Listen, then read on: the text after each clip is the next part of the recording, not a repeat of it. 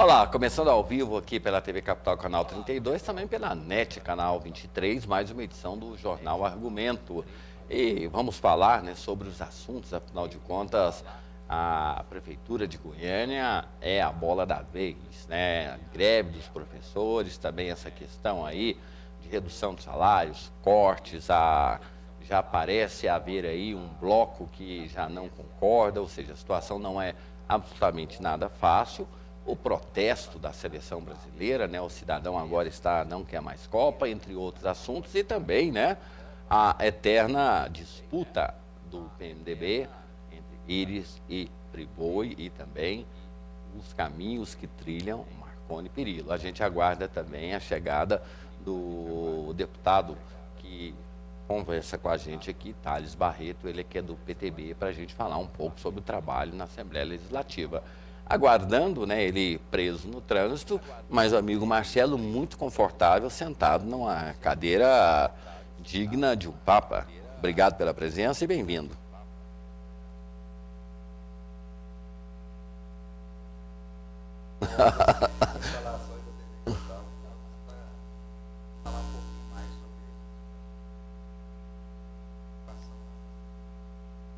Marcelo, tem aquela lei de Murphy que diz que nada é tão ruim que não possa ficar pior.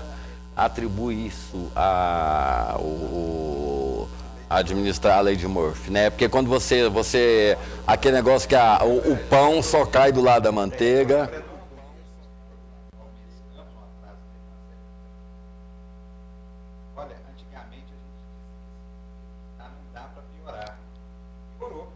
Mas eu acho que a gente tem aqui um probleminha com o microfone do Marcelo, né? Nós já estamos fazendo a nossa parte aqui, economizando energia, afinal de contas, o risco do apagão, né? Então, voltando de novo à lei de Murphy. A lei de Murphy. Eu lembrava aqui uma passagem do escritor mineiro Paulo Mendes Campos, que já faleceu, que dizia, certa vez disse, olha, antigamente a gente dizia do jeito que tá, não dá para piorar, e piorou. Esse momento que a administração de Goiânia está vivendo, Marcelo, é uma rejeição altíssima, uma cidade engessada e não existe um interlocutor, um porta-voz, não tem ninguém que fala o que está acontecendo, e as medidas de contenção que estão sendo tomadas, né, passam para as pessoas uma impressão de que porque nos Estados Unidos teve uma cidade que faliu, primeira vez na história. Será que Goiânia vai ser a segunda? Não é por aí não. Existem dois problemas. O primeiro é que normalmente esses ajustes que são feitos na máquina administrativa, que envolvem normalmente corte, gastos, vamos cortar até o cafezinho, vamos cortar isso, que não sei o quê, isso normalmente é feito logo após a posse do mandatário. São 6 meses de desgastes.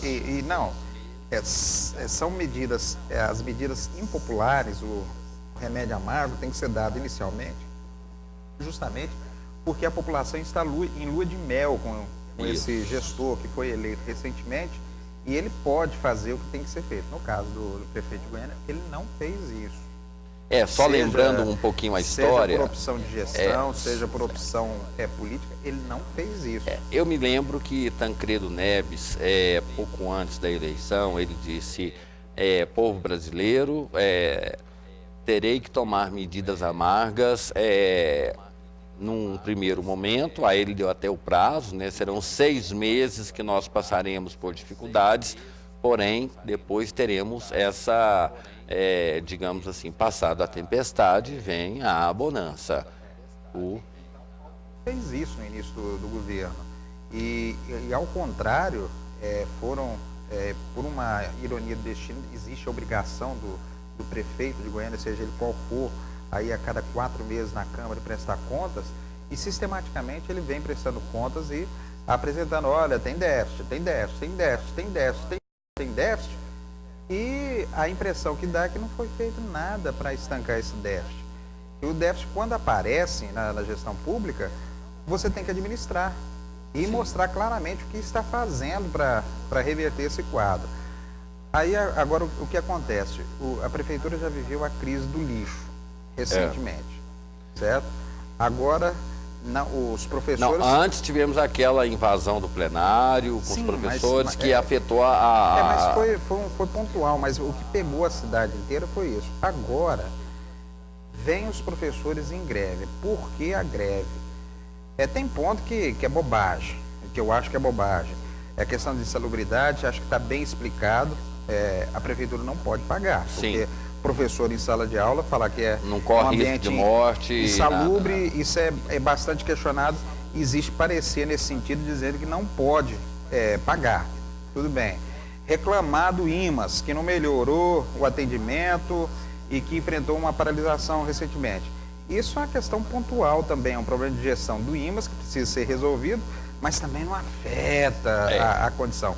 O principal tem outra questão também, que é do auxílio deslocamento, Sim. que é uma determinação do Ministério Público que a prefeitura tem que cumprir, porque é um TAC. Agora, o que acontece, aí principalmente em relação a contratações e ao pagamento de reajustes, a prefeitura alega que está travada em função da lei de responsabilidade fiscal, o que é perfeitamente questionável. Isso vai de acordo com a prioridade que é estabelecida. Agora, não é só o professor, os agentes de trânsito estão em greve, os motoristas já fizeram paralisação, a Guarda Civil já fez seu movimento. Existe agora o movimento de todo o funcionalismo justamente contra essas medidas de contenção que afetam, na parte que afetam os salários. Porque na cabeça do servidor, eu não tenho nada a ver com isso. Se o prefeito não dá conta de administrar suas contas, o problema é dele. Eu não posso ser prejudicado. Essa é a visão certa ou errada que o funcionário público tem em todos os níveis. Da prefeitura não é diferente. E ele está correto nesse aspecto. Aí vem mais a paralisação do contrato da ITA, também Sim. por falta de pagamento, o que vai afetar a Secretaria de Obras, vai afetar a ambulância, vai afetar transporte escolar, porque é a empresa que fornece veículos para esses serviços. E como é que fica? O viaduto da Marginal, que era para ser entregue em outubro, paralisou geral porque não tem dinheiro para pagar. A Marginal Cascavel, que já é uma ordem judicial para que seja continuada a obra. E outras coisas, os CIMEIs que viraram novela, não conclui nunca, as reformas nas unidades de saúde. Então, é uma situação muito complicada. Então, essas medidas, volto a dizer, deveriam ter sido tomadas, as medidas amargas, no início da gestão para você criar um novo padrão. Não foi. No meio do governo é difícil. Agora não era o momento de nenhum... no início do segundo ano, ou na metade do segundo ano, não é momento de se criar corte de gasto. Normalmente de você fazer investimento, de fazer a máquina andar. Esse é o normal de toda gestão. E entra um outro ponto, e aí é uma característica do prefeito, goste ou não, ele tem isso. Nos momentos de crise, todo mundo some. Não, são poucas as pessoas que vêm a público para dialogar com a sociedade, para dialogar com esses setores organizados, para apresentar a justificativa em nome do poder público municipal. Isso é um exemplo, só para exemplificar o que você disse, aquela construção ali do viaduto ali da Avenida Anhanguera, todo mundo fazendo piada, jornal falando, e absolutamente ninguém se apresentou para justificar ou até mesmo para interditar, ou seja, deixou-se a coisa correr de uma forma assim muito, desculpa a expressão, mas até relapsa, né? Parece que não é comigo, eu não tenho nada com isso. Então, assim, para o cidadão que mora em Goiânia, cria-se essa aversão, né? Tanto é que a última pesquisa trouxe, historicamente, o prefeito mais mal avaliado de Goiânia. E aí tem dois embates, que foram embates políticos, com o governo estadual, em que a prefeitura perdeu. Sim. Um deles foi na do lixo, quando o governo do estado ofereceu o convênio para aquisição de caminhões. Isso. O prefeito topou e foi pressionado a não topar. E agora, se concretizar, certo? Abre margem para dizer que não está dando conta e o Estado teve que ajudar. Se não ajudar, além de ser incompetente, não aceita a ajuda dos outros. Agora, mas depois disso, outro foi a questão do trânsito ali nas obras da Getop, dos viadutos, na saída para Nerópolis, para Trindade e para Goianira. A Getop vem batendo sempre que fez a organização, a sinalização, as obras viárias que tinha que fazer, os desvios, de acordo com a orientação da SMT. E tem gente que fala, não, que não sei o que e tal. A própria SMT, não, é isso mesmo. O que tinha que ser feito foi feito. Eu me lembro, Marcelo. Então, e isso, André, é discussão técnica, não tem que politizar. O próprio convênio para a compra de caminhão, por mais que alguém tire proveito político, não tem que discutir. Se a prefeitura precisa da ajuda, vai, pega e pronto. Até mesmo porque Goiânia faz parte do estado de Goiás e o governo de Goiás também tem obrigação de contribuir. Agora, Marcelo, alguns aspectos assim que chamam a atenção nesse fato, né, justamente a derrota do IPTU por falta de interlocutor, agora essa questão da greve por falta de interlocutores, então, ou seja, e também muita gente falando que a prefeitura abriga só candidatos derrotados, né, e houve o engessamento também sobre esse assunto, tal do Fogo Amigo, PT, PMDB, aquela questão da Comurg toda, que é do PMDB. Você lembra isso, André? A questão do IPTU, por exemplo. É a mesma coisa. O ano de reajustar era ano passado, que era o primeiro ano de governo. Não fez isso. Vai começar tudo de novo. Já está organizando para convocar plano de valores, fazer a correção que é necessária, dentro daquilo. Do jeito que foi feito o projeto, você lembra de dizer aqui, não corrige, não corrige as Era uma distorções. injustiça fiscal. Injustiça, exatamente. Agora vai começar tudo de novo. O desgaste vai começar tudo de novo. Tudo de novo. Agora, já podia ter sido resolvido ano passado. Pois agora uma medida que eu acho que, para mim, eu acho que todo prefeito, todo gestor, ele pode errar em todos os setores, menos nas finanças. E eu acho que Dário foi uma perda muito grande. Veio um outro secretário que passou a situação para o prefeito ele não se deu conta dela. Então, ou seja, um gestor não ouvir quem tem o cofre, né, a chave do cofre, é um erro, né? Porque, afinal de contas, essa questão mesmo agora de negativar devedores do IPTU, eu acho que é uma atitude correta, porque o Estado negativa quem deve IPVA, essas coisas, e faz uma coisa, Marcelo, que é acabar com a especulação, ou seja, muitos lotes abandonados, essas coisas, e hoje não tem fiscalização, não tem cobrança, não tem nada. Mas é a questão do momento, vem justamente quando a prefeitura acena com a possibilidade de vender as áreas públicas, por exemplo, mas aí vai fazer tudo impopular junto. Volto a dizer, tinha que fazer isso no início. Não fez, perdeu o momento. Esse é o momento, não é de ir atrás de recurso, atrás das condições para fazer investimento. Essa era a hora de mostrar resultado da gestão. Nós, inclusive, aqui entrevistamos aqui o Olavo Noleto, né, e ele disse que a tendência agora é melhorar, né? É o que a gente espera. Mas o nosso entrevistado já... A expectativa de toda a equipe do Paulo. Não, de todo cidadão, né? Não, de todo cidadão, mas depois da crise do lixo, a gente já teve a do transporte, está vindo essa na educação, essa que vai atingir os caminhões, os veículos, vai atingir toda a máquina, e é preciso que alguém dê uma voz de comando mais firme e tome decisões que resolvam, porque não tem nenhum problema que tenha nascido ontem, já vem se arrastando há algum tempo. E só para finalizar, alguns aspectos que ser considerados, né?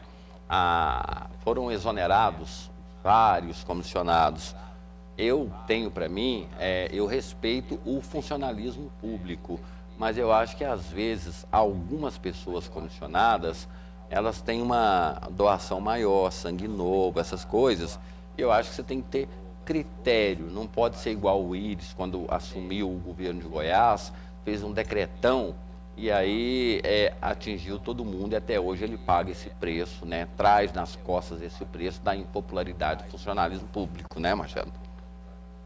Uma situação diferente, naquela época você tinha um hiato de 6, 7 meses entre a eleição e a posse do novo governo, e não havia proibição nenhuma para que essas contratações fossem feitas. E essa contratação após a perda do governo, após a eleição do Íris, é que foi a motriz para o decretão. E foi ruim para o Íris. Foi. Nós vamos fazer um breve intervalo comercial e na volta, né, estará conosco aqui o deputado Thales Barreto, deputado pelo PTB. Um instante só, a gente está de volta.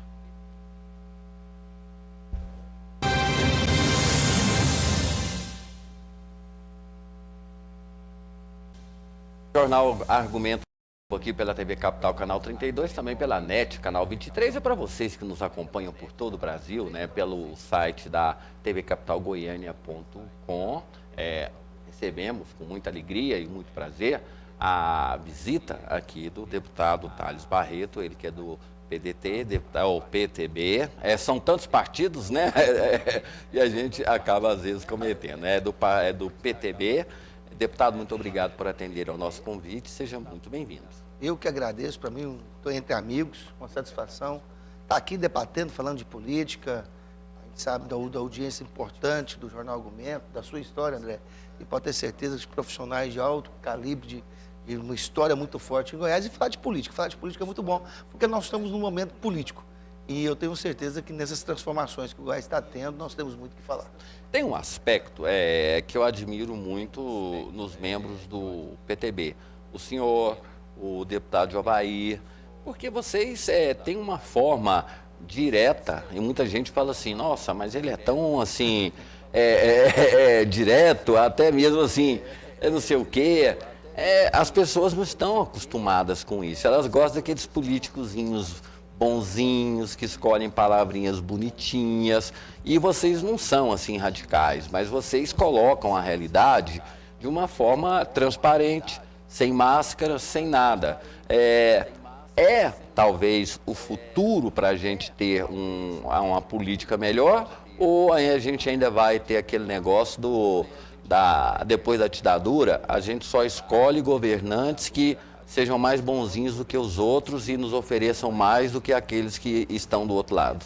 Uma característica que nós temos, eu tenho muito respeito pelo meu líder, deputado Jovair Arantes, deputado por 7 vezes, coordenador da bancada de Goiás, líder do PTB Nacional. Sim, não, certeza, é o deputado sim, não, não. Com certeza o Goiânia está sofrendo muito, que se ele estivesse na prefeitura, ele estaria muito melhor.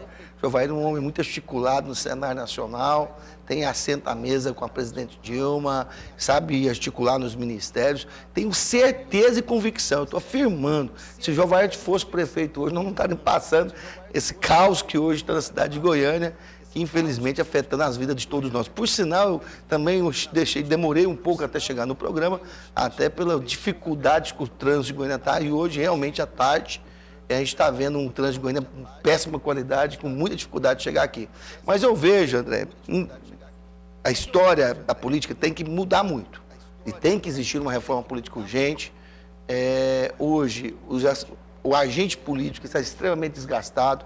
A imagem do agente político, do profissional que vive, as pessoas que estão hoje na política, tem uma dificuldade muito grande. O eleitor também, ele está cobrando, de certa forma, mais para ele do que para a sociedade. Isso é muito ruim. Então, você vai disputar uma eleição hoje, se você entrar num sistema hoje estabelecido, ele é péssimo, ele afasta as boas pessoas da vida pública, é muito difícil. Olha, vou te falar, nessa eleição, eu acredito que grande parte dos deputados estaduais não irão concorrer. Na nossa conta, 10 já desistiram. 10, e vão desistir mais. Federal 10. Federal. Estaduais também. O que o eleitor está falando do senhor quando te encontra? Que ele pede alguma coisa, reclama, comenta? Qual é a visão que o senhor tem do eleitor? Primeiro, o eleitor, na hora que você fala que é um político, você já o nariz já fica torto. Vem me pedir voto. Quando ele vem pedir para você, eu não estou generalizando, uma parte, ela pede individualmente, isso é muito ruim. Pede para a sociedade. Eu sou um deputado assim, por exemplo, eu direcionei todas as minhas emendas praticamente para coisas fixas, né? Ônibus, vans, ambulâncias, eu não pus em shows, eventos, porque você põe, eu busquei atender toda a minha região que eu represento, todas as cidades que eu tenho uma representatividade, e assim, eu acho muito bacana, nós entregamos agora um ônibus para o município de Nova Cristales, como foi bacana essa receptividade de você estar entregando um bem, assim, para Rianápolis, assim, para Nova Glória, buscamos um parque industrial para Rialma, hoje vai ser uma referência no Vale de São Patrício, fomos lá em Naçolândia, entregamos também uma ambulância, estamos entregando uma van, ajudo com o governador Marconi, que vem transformando Goiás na pavimentação, no cheque reforma. Esse trabalho ele dá prazer. Mas quando chega uma eleição, por exemplo, aí vem valores que não justificam, que dão desânimo para a gente poder estar na vida pública. E cada dia mais inflacionada, né? Porque essa campanha agora tem recorde, né? Desinflacionou, André. Desinflacionou, o Júnior desistiu. Depois que desistiu, o preço da roupa caiu. Agora, o preço da roupa caiu demais. o senhor foi suplente nessa última eleição, né? Eu tive a oportunidade, nós tivemos 3 deputados com 23 mil votos do PTB, eu, o Valsenor e o Hildo, a diferença entre nós foi praticamente 300 votos. Eu fiquei na primeira suplência, mas eu sumi desde o primeiro dia e não fiquei em momento algum. Não fiquei com a eleição do Cristóvão e do Hildo do Candango, né? Aí o senhor foi efetivado. Eu fui efetivado porque eu fiquei como uma primeira suplência, mas eu exerci meu mandato todos os dias, eu não fiquei, eu tenho um prazer, uma satisfação de falar que eu tive meu mandato desde o primeiro dia. Eu acho que eu vou arriscar falar uma bobagem aqui, porque essa foi uma legislatura que eu acompanhei pouco presencialmente, mais de notícias, conversas e tudo mais. E da bancada governista, o senhor é o destaque. O senhor teve uma defesa boa do governo, categórica, com argumentos e tudo mais, e acabou se destacando, né, Thales? Eu acho que até, assim, a experiência do parlamento, eu fui gestor, presidente da Agência do Governo do Esporte e Lazer, é muito grande a diferença de você ter o poder de articular mais diretamente a sociedade, né? Nós vamos falar isso, foi o senhor que não trouxe a Copa para Goiânia. Eu acho que o governador Marconi deve estar até agradecendo, mas deixa eu te falar. Mas o parlamento ele é muito prazeroso, eu montei uma equipe, todas as terças, quartas e quintas eu apresento um projeto na casa. Todas as terças, quartas e quintas. E a gente estuda, busca, apresenta uma venda de energético para menores de 18 anos, não poder, proibir. Vamos botar lá a bula dos medicamentos manipulados. A gente tem que exigir uma bula, as pessoas estão comprando, muitas vezes não tem em casa. Então nós estamos buscando e atendendo e ouvindo a sociedade, apresentando projetos importantes. Mas você não tem o poder da ação direta com o eleitor e com a sociedade. De repente você depende dos órgãos responsáveis. Mas eu tenho muito prazer, eu falo com muita satisfação que o mandato parlamentar foi fantástico. Tanto é que eu, por exemplo, eu exerci, defendi e apanhei, né? E apanhei. Passei por dificuldades também, mas graças a Deus todos os pontos são aprendizados para a gente, que a gente sabe que a vida pública, ela também se expõe muito, mas que dá o prazer da gente estar exercendo. Em relação agora falando sério, por que Goiânia não ficou como sede da Copa? O senhor sempre militou no esporte, era presidente da AGEL, acompanhou de perto esse processo. Esse comitê foi coordenado até pelo Barbosa Norte, e nós apresentamos, por exemplo, o estádio mais barato dos que estavam, dos 16 que se apresentaram, era do Serra Dourada. Então foi isso. Pode ter sido. Mas eu acho que faltou uma articulação política. Na realidade, essas escolhas elas foram a dedo do presidente Lula, que de certa forma injustificável. Botou uma sede em Manaus, uma sede em Cuiabá, em lugares que a prática do futebol é muito curta ainda, né? São muito limitadas. E a gente, isso é consenso, até esse número grandioso de sedes, isso é histórico. Na realidade, a gente teve 8 na Alemanha, 8 na África do Sul, 10 na Alemanha, e já foram muitos estádios. Não, a FIFA reclamou, a informação que vazou essa semana que a CBF queria 17 inicialmente. Mas agora, deputado... Aí ia fazer um jogo, praticamente. É só uma pergunta aqui. Não fica meio assim um paradoxo? O partido do senhor já anunciou apoio à reeleição da presidente Dilma. Mas não vai ser por isso, André, que eu não posso também ponderar críticas em relação, talvez, da expectativa que foi criada pela presidenta. Eu nem diga presidenta, pelo ex-presidente Luiz Inácio Lula da Silva. A partir do momento que você tem 7 anos para você se preparar para a Copa do Mundo e você vê praticamente o grande legado que a Copa poderia trazer para o Brasil e não existir isso, é muito ruim. Você vai lá em Fortaleza, o metrô tem 30% terminado e se brincar, E o brasileiro tem que ficar atento, porque depois para passar a Copa não vai terminar o que começou. Isso é um absurdo. Mas aí o senhor não Isso é um risco tremendo. mas Curitiba não saiu do aí o papel. senhor não está assumindo uma postura que é do governador Marconi Perillo. Ele está elogiando a presidente Dilma para não entrar em confronto com o presidente Lula. Ou seja, vamos preservar a Dilma pro Lula. André, eu subo na tribuna e falo, eu agradeço constantemente a forma republicana que a presidente Dilma tratou Goiás. Se hoje Goiás está fazendo mais de 5 mil quilômetros reconstruídos, se hoje nós temos mais de 3 mil quilômetros sendo construídos, se nós estamos transformando um autódromo, um centro de excelência, teve a participação do governo federal. Mas Logicamente que o governo de Goiás fez a parte dele. Por exemplo, o Jacques, governador da Bahia, que é um governador petista da alta cúpula, não conseguiu tirar 30% dos valores que o governo do estado tirou. E olha que o estado da Bahia, além de extensão, é um estado com maior tradição que o nosso. Então você pega o dinamismo, o enxugamento de responsabilidade que o Marconi fez. A presidenta em momento algum perseguiu ou quis evitar que esses recursos vieram para Goiás. É muito bacana quando você sai lá da cidade de Goiás e vai estar São Miguel e você vê uma estrada GO 164 em extremo perfeito estado de conservação. Aí você passa lá em Nova Crixás, você vai para Crixás, está construindo essa estrada. Você vai lá para o Bandeirante, até 164 está sendo construída. Você vai de Rianápolis a Goianésia com estrada nova. Então, isso são transformações através de financiamento público, que é obrigação do governo mesmo, para poder transformar Goiás e melhorar a safra. Certo. Agora, o senhor falou que dá alegria passar pelas estradas construídas. Mas qual que é o sentimento do Hugo II não ter saído, Credec não saiu, Escola do Século XXI não saiu, o Centro de Excelência ainda continua sendo uma das maiores... O Hugo II, e acredito que a transformação que está tendo no Hugo II, eu estive lá numa visita com o Alim, eu fiquei admirado. O Hugo II está em fase, praticamente uma fase bem avançada, que até no mês de julho esse Hugo II vai estar entregue uma parte significativa.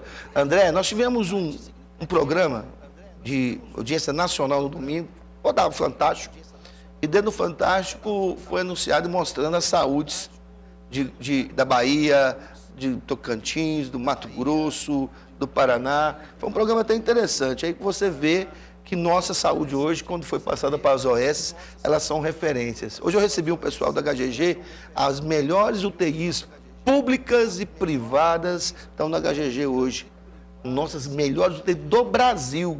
Você vai no Hugo normal, já vê, tem paciente marca no corredor? Tem, porque hoje toda a estrutura do interior e também de outros estados foram transformadas para Goiânia. Com a construção do Hugo II, todos os lugares no Brasil se perderam o número de UTIs. Em Goiás aumentou. Olha que bacana. Correto. Em Goiás aumentou. Mas ainda... No Brasil inteiro diminuiu o número de UTIs. E Goiás aumentou. Você vai lá no materno infantil, você vai no HDT, são hospitais que tiraram a burocracia do processo, funcionavam com 3 mil servidores, estão funcionando com 1.000 e com muito mais eficiência.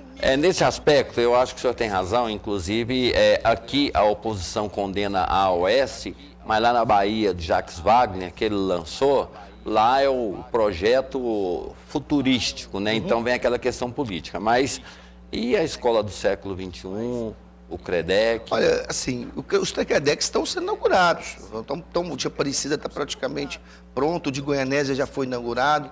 Há uma transformação. Você falou de centro de excelência. Você teve lá no centro de excelência, como é que está bacana? Fizemos uma matéria lá. Está muito bonito, mas não está terminado. Mas está terminando, André. Outra coisa. Vou estar te explicando para você. Eu não sei se estão tendo essa noção.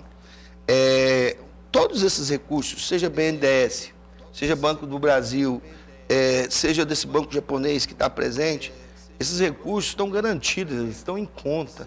As obras, cada vez que o empreiteiro terminar ela mais rápido ele vai receber. Obra cada vez mais longa, mais cara ela fica. Então, o próprio empreiteiro, a empresa que ganhou a licitação, vai ter condições de receber mais rápido a partir do momento que ela argumentar. Cuidado, isso é muito sério. O Oscar Niemeyer entregaram ele às pressas. Não, recurso próprio. E depois. Não, outra coisa. Recurso próprio é alguma coisa, um recurso hoje. Sim. Esses financiamentos são outra forma de trabalhar. O próprio empreiteiro hoje, se você chegar a perguntar para ele, você vai para o recurso de tesouro, sabe que praticamente o recurso de tesouro está comprometido praticamente com o servidor, com as atividades do Estado. E dificilmente vai ter como uma atividade com investimento. Então, eu não tenho dúvida que esse trabalho que está sendo exercido, a próprios empreiteiros que estão vindo do Brasil inteiro, dando desconto de 10, 15, até 25%, sabem que vão receber esses recursos. Hoje, você apresenta uma nota na GETOP, ela demora 10, 15 dias, ela já está, você não precisa fazer plantão para poder receber. Muito menos pagar propina. Agora, entendeu? Deputado. Então, isso é um estádio que está correto, a gente ouve isso aí de todos os lugares, isso é bacana e é muita transformação. Nós estamos inaugurando. Domingo nós vamos ter uma prova da Storecar depois de muitos e muitos anos. Você teve no autódromo, tanto bonito o Autódromo Internacional de Goiânia, que bacana a gente resgatar isso. O governador Marconi está resgatando e vai resgatar agora também o Centro de Excelência que está com recurso garantido. Agora, o ponto que talvez tenha chamado a atenção de forma negativa no seu mandato foi a sua citação na Operação Tarja Preta, aquele esquema de compra de medicamentos. O senhor já entendeu o que aconteceu? O senhor já se explicou? Não, é até engraçado. A gente que, em momento algum... Não, eu não acho engraçado. Mas quando ele cita, por exemplo, faz parte da vida pública a partir do momento que você tem também, você tem uma exposição, né? A gente fica chateado muitas vezes com a maldade, né? A história, graças a Deus, a minha linha, a minha postura, da minha criação, papai é magistrado, meu sogro também é magistrado, minha esposa é procuradora do trabalho, também dedica muito, a gente expõe a família da gente. Exato. Mas na prova jornalística, em momento algum o Ministério Público falou alguma coisa, nunca um assessor meu foi chamado, não só por causa dessa operação, mas por nenhuma atividade em relação ao meu questionamento. Eu muito menos fui chamado, nunca fui indiciado em nada. O que teve? Meu nome estava presente porque algum daqueles prefeitos, do total de 32 lá, 3 prefeitos tinham ligação muito forte comigo, que é o Delson, que é o Glimar e que é o prefeito de Rialma. Por sinal, o Zé Carlos de Anápolis. O Zé Carlos de Renato nem indiciado foi. E as minhas falas são falas institucionais. Você está falando lá de 150 mil que você está mandando para um caminhão. Eu estou mandando... Todas as minhas falas foram institucionais. Você pode pegar lá. Faz parte do processo. Aí só falar do Thales, até mesmo porque houve uma operação Miqueias, onde envolveu o próprio presidente do PMDB, envolveu outros membros, e eu também na própria CPI que eu tive uma atuação, acharam uma forma também de me desgastar. Aí faz parte do jogo, né? A gente tem que saber. Mas em momento algum... Não rendeu nada, não evoluiu nada, né? Em cima do senhor. Não, nunca tive nada. E eu fico até triste, porque talvez as pessoas só veem, por exemplo, o próprio jornal Popular que falou de mim, depois ele desmentiu numa matéria, falou, olha, não existe nada. Posteriormente, o povo só vê o que fala mal, o que fala bem. As pessoas, elas procuram notícias e não informação, e às vezes até quem tem o papel de zelar pela imagem, ele abre um processo e deixa o processo arquivado lá depois. Não, mas eu nunca tive. É bom esclarecer. Eu falo assim, abre nunca tive inquérito, uma investigação. A preocupação que eu acho que tem, isso é normal, o senhor já citou, a primeira coisa é essa mudança da figura pública. O senhor passa a ser um deputado, entra aquilo que eu falei para o senhor se destaca na defesa do seu grupo e tudo mais. Isso é normal, que junto com os holofotes venham os problemas também. Sim. A gente atrai isso, não tem dúvida. E nessa sociedade de tecnologia que a gente vive, é isso, ninguém tem segredo com ninguém. Você está andando na rua, um crime, aquele crime do Rio Grande do Sul, foi desvendado por uma câmera de segurança que estava instalada num posto de gasolina. Como é que faz? Não, aquela juíza que foi assassinada, eles pegaram as motos que passaram lá para entrar no condomínio. Você não lembra aquela juíza de Nova Iguaçu, do Rio? Aquela foi também desvendada através de uma situação dessa. Hoje, depois... Agora, por exemplo, mas é bacana a gente estar falando. Eu falo bacana porque eu nunca tive nenhum tipo de receio. Utilizar uma cirurgia minha, tentar bater em mim de outro jeito, mas de momento algum. O senhor tirou licença logo depois, foi? Foi problema de pressão ou não? Não, tirei licença depois não. A minha licença foi anterior. Não, eu fiz um desvio de septo. Aí, a pai de um deputado quis citar, mas faz parte. A gente vai. O que vai provar ou não vai, assim, graças a Deus, Meu nome é Thales Alves Barreto, meu CPF é 589-6143, dígito 15. Não existe, nunca teve, não é esse assunto. Eu, como parlamentar, que eu estou na vida pública há muito tempo também, eu nunca tive nada e nenhum tipo de ação contra mim. Não, e outro aspecto também, que eu me lembro que eu entrevistei o deputado Jovair Arantes, que ele foi citado na operação do Carlos Cachoeira, que tinha uma gravação. Aí outra injustiça. Pois é, não, aí ele falava assim, eu quero ouvir essa gravação, porque falam que tem uma gravação, mas eu nunca ouvi. Eu quero saber o que eu falei, né?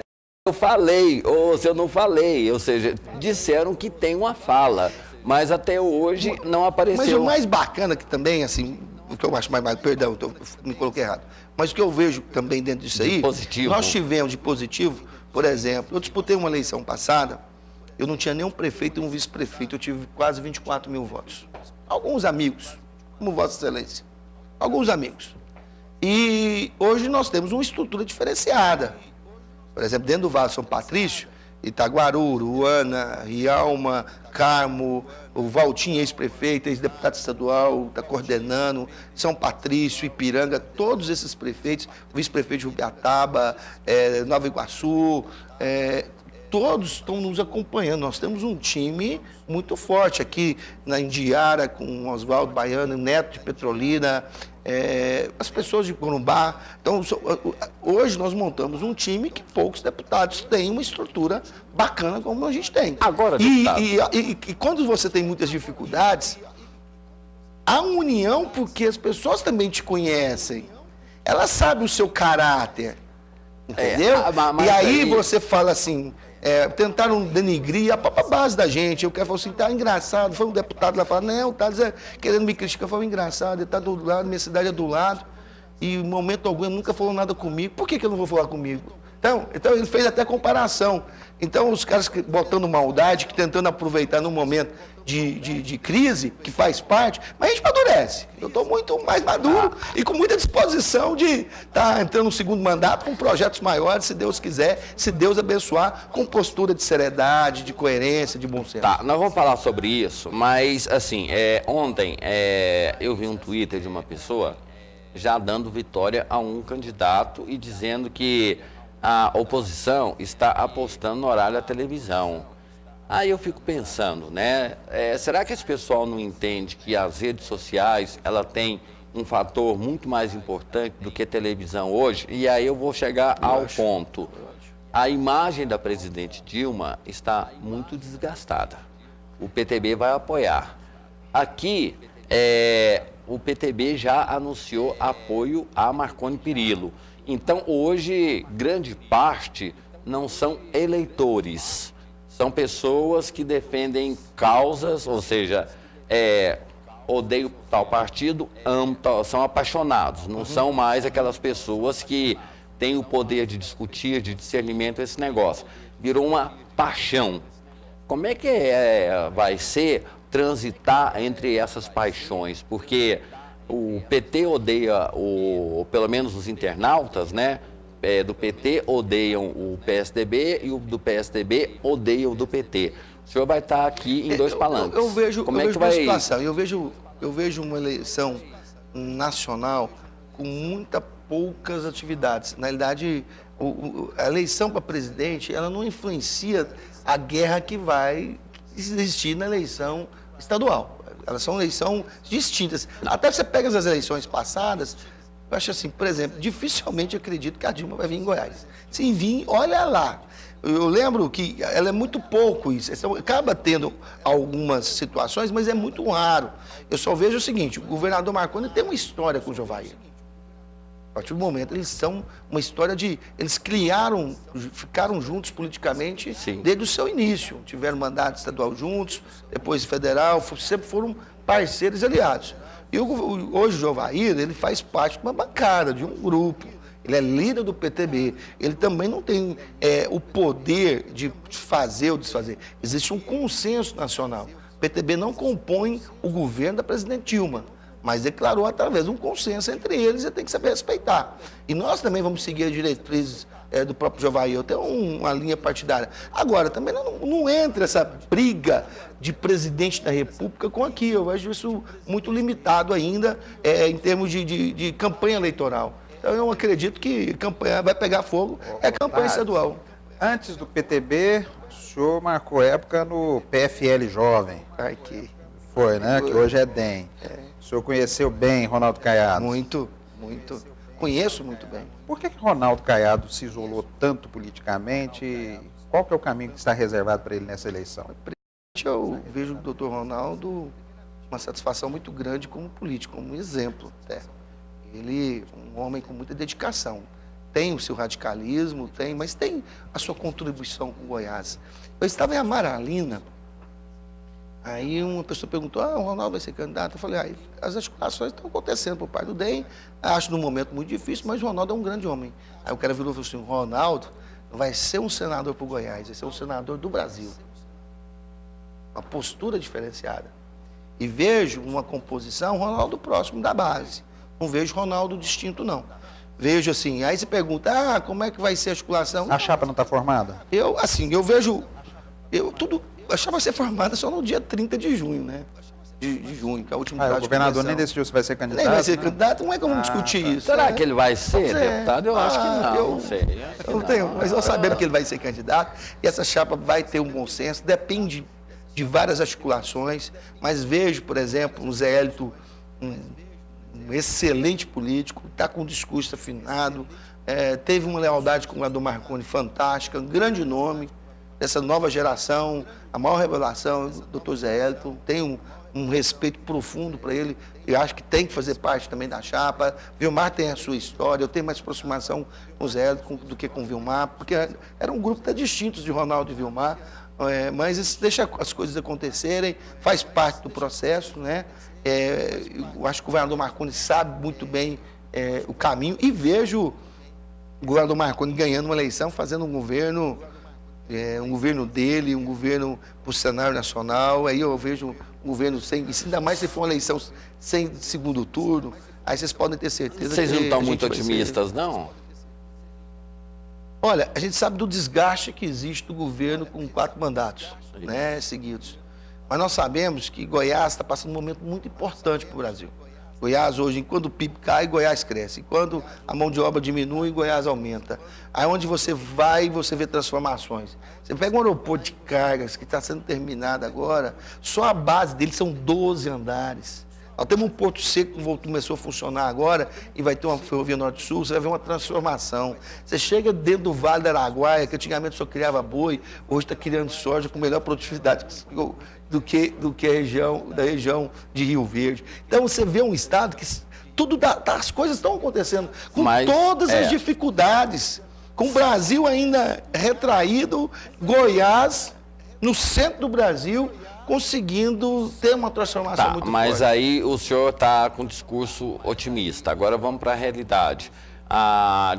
O parcelamento reajuste dos funcionários, a questão da greve da polícia, o problema da CELG, ou seja... O problema é federal.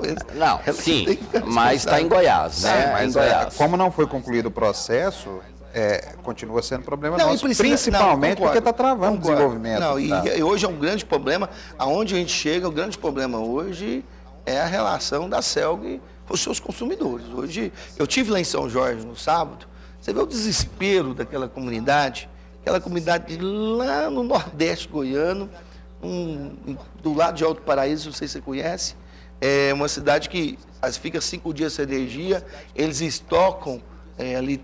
Lá deve ter hoje umas 100 pousadas, estocam seus materiais, sua carne, seus produtos, de repente perde tudo, não consegue, a energia não chega, a rede de transmissão é muito antiga, tem que passar. Já tinha um recurso específico, o governador estava lutando muito para ser específico para fazer esses tipos de investimentos.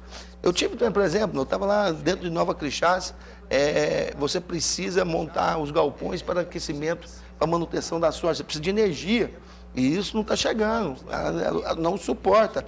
A própria CELG está fazendo algumas PPPs, algumas parcerias de investimento, depois de abatimento de energia, e os investidores, os produtores estão fazendo esse tipo de investimento. Agora, tem que ser resolvido urgente, aí tem que ser uma união do governo do Estado com o governo federal e a Embratel, que a gente está vendo o Brasil inteiro está com esse problema geral. Tem que ser feita alguma dedicação especial. Anel. Agora, deputado, Perdão. Qual vai ser o grande debate nessas eleições? Isso eu falo assim, até de forma humorada, porque vocês ainda não têm adversários declarados, né? Então, não tem nem candidato ainda. Pois é, então vocês não têm candidato. Estamos há poucos meses aí das eleições. Qual vai ser, na opinião do senhor, o grande debate que deve ser tratado nessas eleições agora, assim, pensando que, neste momento, o governador Marconi Perillo é o único pré-candidato, não assume, mas e do lado da oposição não se define nada, só Vanderlan que está lá quietinho no seu canto, ou seja, a oposição em Goiás ainda não surgiu, tá brigando internamente. Isso aí vai o quê? Favorecer ou vai atrapalhar um debate político proativo para a sociedade? Eu acho que independente se for o Iris, o Vanderlan, esse debate tem que existir, ele é importante. E qual vai ser, na opinião do senhor? Quais são os pontos? Alguns pontos fundamentais vão ter que ser melhor colocados, né? A gente fala, por exemplo, nós estamos com um problema seríssimo de questão de segurança pública. A gente fala em nível de Estado, né? Hoje, uma situação desconfortável, a gente fala não só em Goiás, mas no Brasil, mas tem que ser discutido. Sim. Tem que ser discutido. Ela tem que ser ponderada, né? Apesar, por exemplo, que o sistema prisional nosso está extremamente defasado. O governo federal tem que assumir isso. Precisa assumir, o Estado não dá conta. 72% da arrecadação dos impostos que nós pagamos fica com o governo federal. O restante dividido pelos municípios e o Estado. Como que você pega e o governo federal não tem responsabilidade nenhuma? Agora, o senhor não tem dúvida nenhuma que a área de segurança, a responsabilidade maior é do governo do Estado, né? Não, hoje é do governo do Estado. Aí a gente tem que ser discutido tudo, é isso que eu estou te falando. Agora a gente volta àquela discussão que nós já tivemos aqui, né, André? Saiu hoje um dado da devolução de 2011 a 2012, a taxa de homicídios no Brasil como um todo cresceu 9%, de 2011 para 2012. Essa discussão ela tem que existir aqui e tem que existir no cenário nacional. Ela tem que existir. A situação é preocupante. Eu acho que esse tema é um tema que hoje incomoda todos nós. Dependendo de classe social, segmento, hoje tem que ser discutido. É um tema importante. Mas nós temos outros temas importantes também. Agora, o senhor sempre esteve muito ligado ao esporte. Tem caminho para o desenvolvimento desse setor, principalmente depois desse futuro aí dramático que o Vila Nova está vendo pela frente? Nós, como vilanovenses... Nós três. Nós três, né? Eu não sei, não. Eu sou conselheiro, eu vou lá, não conta mais não, gente. Eu sou aquele que pega meus filhos, põe a camisa, o uniforme e levo lá pro Serra. Mas agora não dá mais, né? Aí o senhor então, fala... eu estou incentivando... Aí o senhor fala sobre a questão do esporte, que o senhor foi um defensor, foi presidente da AGEL... E a violência que tomou conta dos estádios? Assim, infelizmente... Aí, ligando um fato ao outro. Infelizmente, esse público que pratica a violência dos estádios são aqueles bandidos que vão com esse intuito para isso mesmo, né? Mas eu acho que, por exemplo, o que tem que ser feito? Que é uma discussão, uma segunda. Você perguntou. Não tem como você desvincular, logicamente, gerida pela educação, o esporte e a cultura.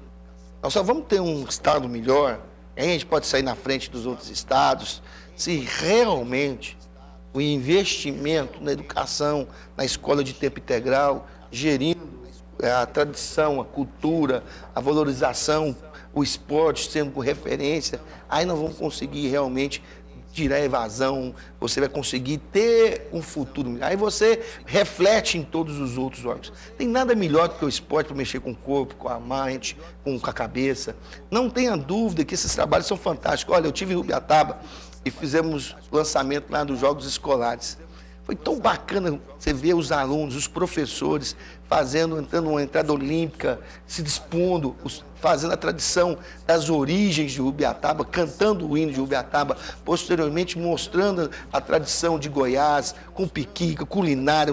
Isso faz parte do desenvolvimento nosso. Então, a partir do momento que nós, governantes, conseguimos introduzir isso, e esse é o outro ponto que você me perguntou, eu falei segurança pública, se nós conseguimos realmente colocar dignidade na educação de uma forma específica, aluno tem que ter atividade cultural, atividade esportiva, fazendo esse trabalho que eu acho que a gente consegue ter no estado de Goiás. Mas isso vai levar 20 anos. Se a gente começar política isso hoje, pública daqui a não 20 pode anos. ser feita de curto prazo.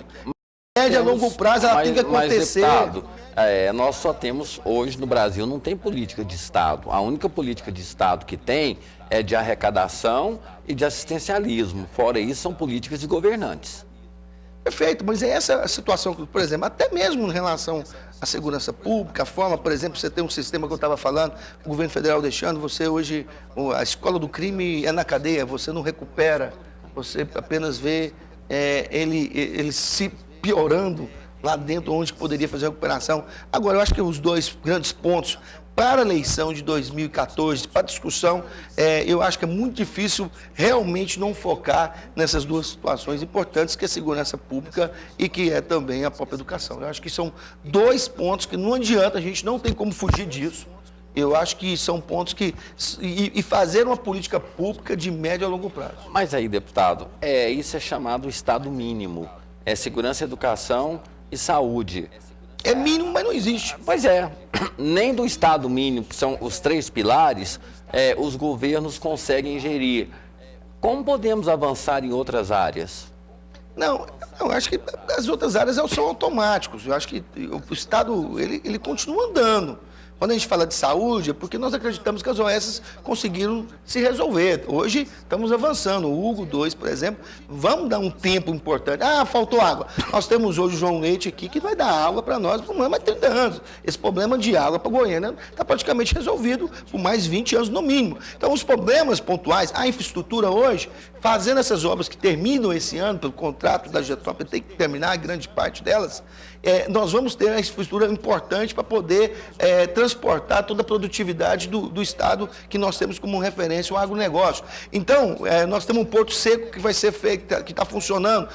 As outras coisas vão estar acontecendo, as atividades esportivas. Agora, eu só vejo 2 pontos importantes, como você colocou para a eleição de 2014, que tem que ser tratado de uma forma diferente. Emergencial. Emergencial e fazer uma política de médio a longo prazo. Marcelo, temos mais 1 minuto. Deputado, o que fazer para vocês, deputados, vocês políticos, se aproximarem mais da população em termos de discurso e prática? Marcelo, Heleno.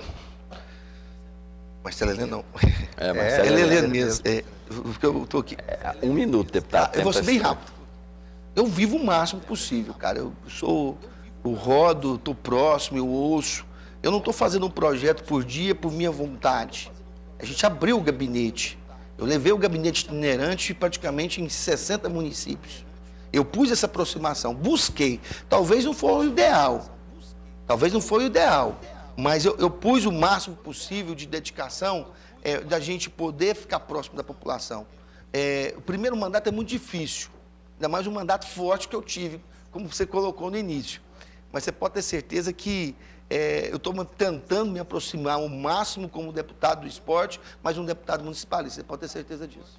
Ok, infelizmente terminou o nosso tempo, deputado, agradeço muito pela presença e aqui no Jornal Argumento a gente tem o hábito de trazer figuras políticas que têm o que dizer. O senhor é uma delas, obrigado por ter vindo, aceitado o nosso convite, contribuído com o debate, obrigado mais uma vez e lembrando para você que perdeu o programa, né? Amanhã, às 7 da manhã, o programa será reprisado. Obrigado pela presença, deputado. Eu que agradeço, e tanto com 2 pessoas que têm uma história muito forte, André, pelo seu programa, desde a época de Aparecida que a gente conhece. Isso. Eu, Marcelo Heleno, já temos uma amizade, o Marcelo tem um histórico de jornalismo de seriedade, principalmente nas rádios de políticas. Estou muito feliz de estar aqui debatendo e à disposição. O gabinete está à disposição. O que a gente puder fazer para o povo goiano, pode ter certeza, para a sociedade goiana, nós estamos à disposição através do nosso gabinete. Muito obrigado pela oportunidade. Nós que agradecemos, desejando boa sorte. Amigo Marcelo Heleno, daqui a pouco na 1090, né, programa Rádio Verdade, dando continuidade ao seu trabalho no rádio e também aqui na TV. Obrigado mais uma vez pela presença. Eu que agradeço, até a próxima. Ok. Chegando ao final de mais uma edição do Jornal Argumento, lembrando que essas entrevistas e outras você pode ver no nosso site tvcapitalgoiania.com e também jornalargumento.com.br. A todos vocês, nosso muito obrigado, fiquem todos com Deus e até amanhã.